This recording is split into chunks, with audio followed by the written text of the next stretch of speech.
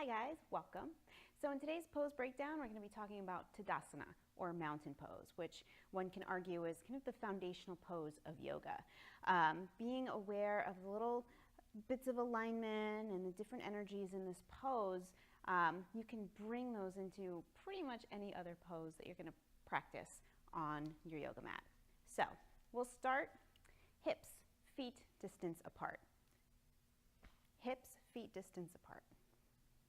Feet, hips distance apart. If you're not quite sure what that is, you can give yourself a couple gentle little hops, and where your feet end up is pretty much underneath your hips. The bones want to be stacked, so you can make any little minute adjustments once you get your feet where they need to be. Now lift your toes for a moment, and really you want to root down under the big toe, under the baby toe, and at the heel. You want the sole of the foot to be what's really grounding and connecting to the floor rather than gripping with your toes. And again, this is a great thing to be aware of in any standing pose. And if you like, you can play around here. You can sway a little side to side, forward and back. Find where you feel really centered, which might actually not feel normal. A lot of us have a tendency to kind of lean forward, to hunch forward. So for Tadasana, I find myself and in a lot of my students, we need to just bring it back a little bit. So you can kind of play around with that until your feet feel really grounded. You can keep your toes lifted if you'd like, or soften them down on the mat, but keep checking in, make sure they're not gripping.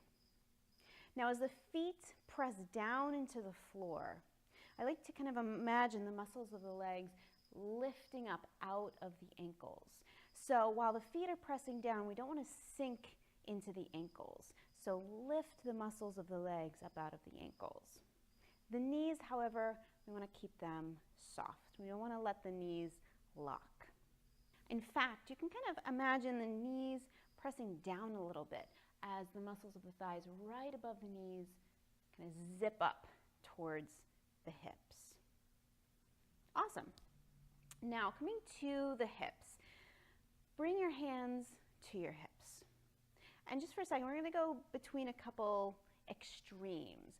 So first, I want you to kind of stick your butt out a lot, get a little sassy with it, and then tuck way under. And you can kind of do that a couple of times and just notice how it feels to either really curve through the low back, and how it feels to really tuck underneath.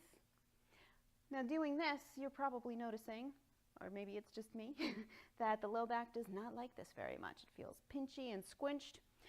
But if you tuck way under, your back rounds, you can't really breathe through your belly because it's getting crunched. So we want to find a place kind of in the middle.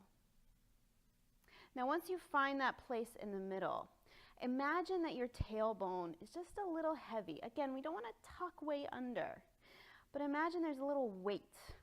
You can imagine, one of my teachers would say, imagine that you have a great big dinosaur tail or alligator tail coming out of the tailbone. So it's just a little bit of weight towards the floor, but you're not tucking way under. As far as the front of the belly, imagine the low belly is just kind of lifting up towards the ribs, or almost, I kind of imagine that feeling as if you're zipping up a pair of pants. Now you don't want to suck in too much because you still want to be able to breathe. So it's just a little bit of a lift up. And even though I'm focusing right now on the front of the belly, you want to feel that all the way around. So the core, we often think of right here because that's what we see and we want it to look pretty and have abs and all of that fun stuff. But the core is all the way around. It's a core set around the body. So you want to feel all of those muscles all the way around, lifting up out of the hips. I hope that makes sense. All right, so now that we got the hips, well, we've got the feet, the legs, the hips, the trunk. So now moving up into the chest. You're going to feel the chest lifting up gently. So we don't want to go up like this because that's not very relaxing or well aligned. So relax your shoulders. But what I like to imagine, the lower body is really kind of grounded. It's moving kind of downward. The tailbone's dropping down, the knees are soft, the feet are pressing down. The upper body, in order to get this length through the spine rather than kind of muscling into it, the upper body starts to just become a little light and buoyant, like it's naturally just floating up away from the hips. So instead of feeling the chest lift from the shoulders, see if you can imagine the chest lifting up from under the ribs.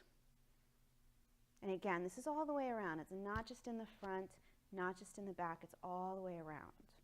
So you just get that nice lift through the chest. The shoulders are relaxed. Arms, for the moment, can just soften by your sides. Now coming up to the neck. Again, to get the height, what I see happen a lot is people do this. Again, you know, we don't really want to create a lot of strain here. There are some places that are working, you know, the core is working a little bit. The muscles of the back are working a little bit to stay tall. But this isn't a pose where you really need to effort or muscle through. So instead of lifting up from the neck, let the chin drop a little bit, even maybe tuck a little. You want the chin to be about parallel with the floor. So the back of the neck can be really long, rather than doing this. It's like this. And then, especially, you know, I find I need to really pay attention to this. Anybody who's doing this a lot on their phones, instead of jutting the chin forward, bring the back of the head back. So the back of the neck is long, the back of the head is a little bit more even with your actual back, and then the crown of the head is gently lifting up towards the ceiling. So just quickly to reiterate, feet are grounded, the soles of the feet. You can think of 3 or 4 corners of the feet, under the big toe, under the baby toe, at the heel. Knees are soft. The muscles of the legs are engaged, so you're lifting up out of the ankles. The tailbone is a little heavy. The low belly, the core, is lifting up gently out of the hips. The shoulders are soft. The upper body is light and open and just naturally moving away from the hips, lengthening the waist. Chin parallel with the floor, back of the neck long, crown of the head just, again, kind of just floating up towards the ceiling. Arms relaxed by your sides. You can turn the palms forward. You can bring the hands in front of the heart. Or you can bring the arms up overhead. Again, you want to let the shoulders stay nice and soft. You can find the placement of the arms that feels good for your shoulders. You may prefer to keep the arms open. It may be comfortable to bring the hands together. Any of those options will do. So I hope that you found this helpful. And you know, even if you're not in a yoga class, if you're in line at the grocery store, you can come into Tadasana and become a little bit more healthy in the alignment of the body, building some core strength, helping to improve your posture. And when you're sitting up tall, standing up, or sitting up actually, tall and straight, not only do you exude this sense of confidence and happiness, but you also feel more confident and happy. So it's a really great thing to do on and off the mat. So I hope you enjoyed, found this helpful, and I'll see you next time. Namaste.